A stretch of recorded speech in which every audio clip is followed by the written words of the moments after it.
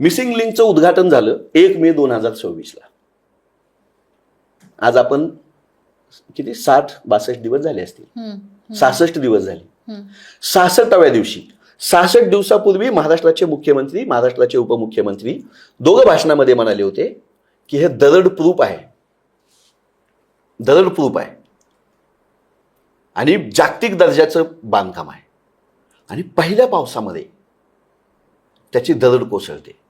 आणि नुसती दरड कोसळत नाही, त्यांनी बातम्यामध्ये कितीही दरड कोसळली, दगड कोसळली सांगू द्या, त्या मिसिंग लिंकमध्ये प्रवेश करतानाची जी कमान आहे, जे प्रचंड मोठं बांधकाम आहे, तो अख्खा पिलर कोसळलेला आहे.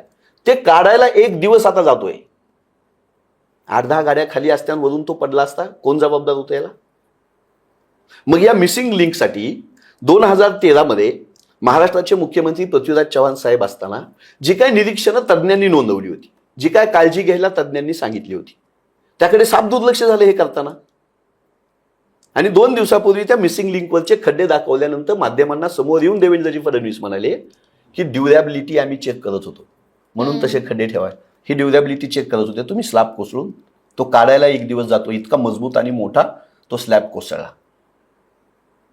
आणि मिसिंग लिंक करत असताना तुम्हाला स्लोप स्टॅबिलायझेशनचं मुख्य काम करावं लागतं. ज्यावेळी दरड कोसळते, तो उतार असतो, डोंगर उतार, तो कोसळणार नाही, हेच मुख्य काम आहे, हेच मुख्य तंत्रज्ञान आहे. ह्याच्यावरच आपल्याला काम करायचं होतं. ते झालं आणि जागतिक दर्जाचं झालं स्लोप स्टॅबिलायझेशनचं काम, असं देवेंद्रजी खुद्द म्हणाले होते. दरड प्रूफ आहे म्हणाले होते. पावसाचा परिणाम होणार नाही म्हणाले होते. काढून बघा तुम्ही भाषणं. आणि आता पाऊस आला, दरड पण कोसळली आणि तो स्लॅब पण कोसळला. आणि अवघ्या 66व्या दिवसात जागतिक दर्जाचं बांधकाम म्हणून सांगितलं होतं. 7,181 कोटी रुपये खर्च केले. ते तुमच्या माझ्या खिशातल्या जनतेच्या, देवेंद्रजींच्या, एकनाथ शिंदेच्या खिशातले नाही आहेत ते. 7 वेळा मुदतवाढ दिली. 7.5 वर्षापेक्षा जास्त काळाचा तुम्ही वेळ घेतला. इव्हेंटबाजी केली. दोघं त्या गाडीवरून तुम्ही फिरले. मोठे प्रोजेक्ट झालेच पाहिजे, दळणवळणाची आधुनिक साधनं आलीच पाहिजे, वेळ वाचलाच पाहिजे.